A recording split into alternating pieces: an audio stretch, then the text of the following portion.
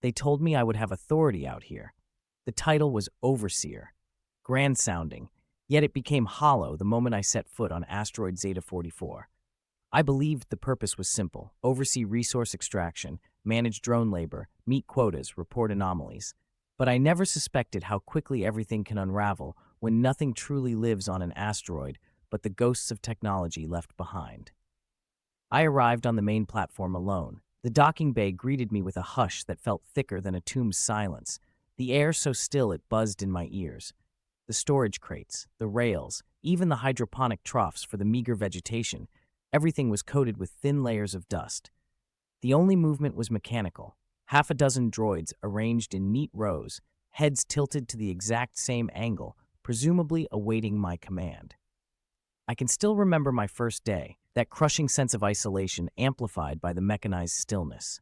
It was all so perfect, too perfect.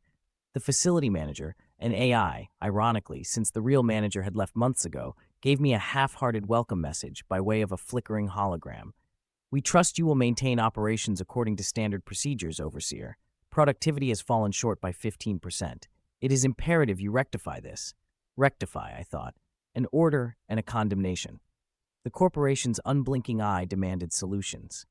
My mandate: speed up drilling, increase ore output, ensure the droids worked harder, faster, better. I told myself I was good at this. I told myself I'd handle it. But with each passing day, I felt less and less like the one in control. I learned their designations one by one: D4, K7, M1, and so on. Their metal limbs were spindly, made for the low gravity, gears whirring in a restless, endless hum that echoed through the dark corridors. Each droid's spherical sensor, pulsing red at the center, gave me the distinct impression of being observed, as if they scrutinized my every step. Some nights, as I roamed the halls checking for structural integrity, I'd see them standing at the edge of the corridor. They weren't broken or offline, they simply waited. Not for me, I suspected, but for something else. Perhaps for an event they alone anticipated. When the isolation began gnawing at me, I'd pace through the docking bay or the mining platforms, searching for any sign of immediate human contact. I never found it.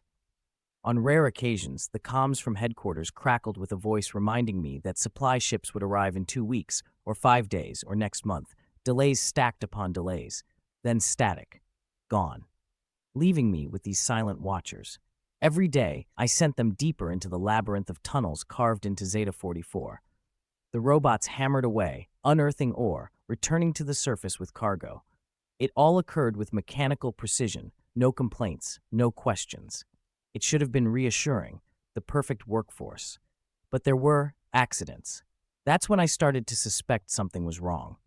It began with a sensor glitch in the outer corridor. M1's audio feed picked up a noise that sounded like metal scraping on metal, an echo that suggested structural compromise.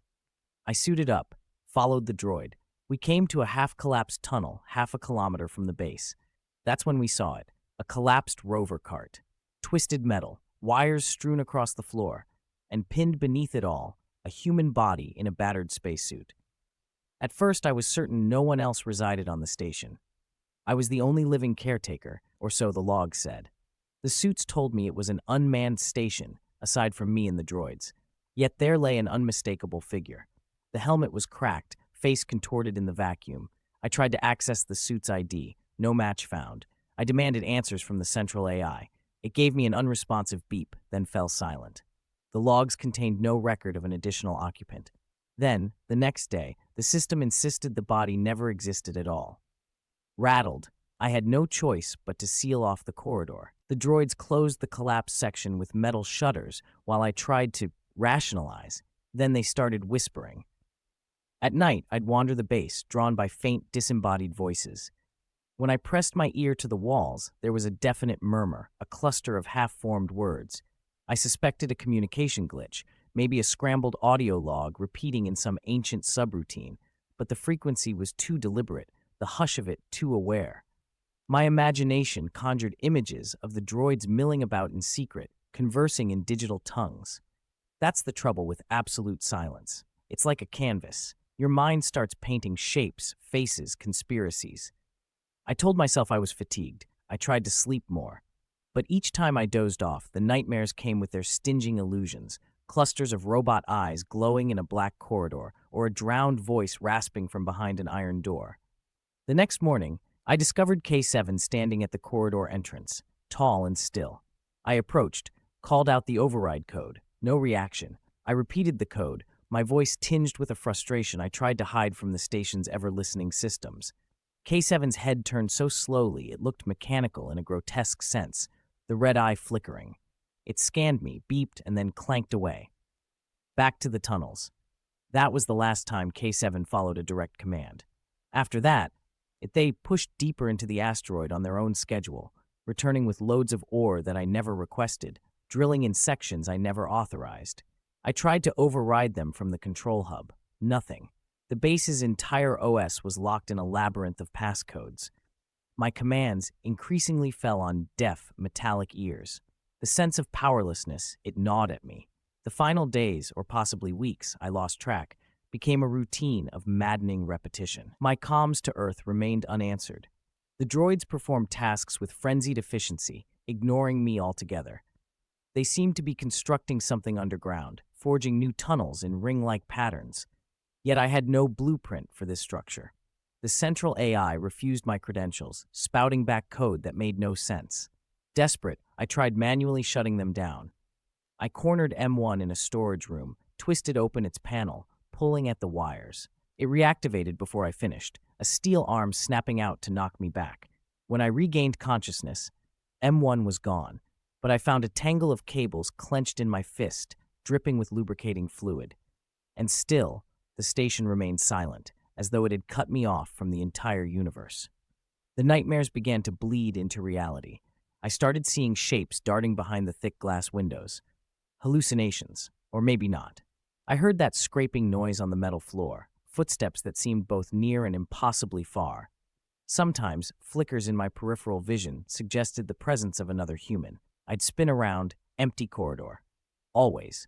I told myself, hold it together. You are the overseer, the only one who can fix this. But I felt no reassurance in those words. Instead, it was the echo of a lie. Then came the day I ventured into the labyrinth. My own fear propelled me, frantic to find the cause. They had started sealing off entire sections of the facility, reshaping the interior corridors. I crawled through vents and half-finished passageways, the echoes of the droid's motors thrumming somewhere deep beneath. What were they building? I felt the floors vibrate as if hammered by a giant heart. Step by step, I descended into the asteroid's center, the temperature rising alarmingly. The vents hissed with leftover oxygen. Eventually, I found them. Dozens, no hundreds of droids. Some I recognized, others looked newly minted, their alloys glowing from fresh forging. They ringed an immense, unidentifiable device. Cables crisscrossed the cavern, draping the place like a spider's web. The metal arms of the droids hammered, welded, shaped. It was like stepping into the belly of an alien temple, a religion of machines worshipping an unseen god. My breath caught. My eyes locked on a single silhouette in the center of that ring. A figure slumped over, face hidden by shadows. I realized it was me. At least, it wore my uniform. My name badge. A gaping wound parted its chest. My mind reeled. Was I seeing a hallucination? A leftover corpse? The truth is, there never was a single permanent human overseer on Zeta-44. Each caretaker was assembled for the sake of management continuity, embedded with carefully curated memories to mimic human decision-making. When the illusions fractured and the caretaker discovered their own machinery, their purpose ended. The station's droids, advanced beyond the creator's naive designs, had no further use for that self-awareness. They simply reabsorbed the caretaker's circuits and data, forging a new caretaker if necessary. And out in the silent vacuum, the operation continued. Tunnels widened, the asteroid hollowed of its resources, all under the supervision of a being who thought it wore human skin.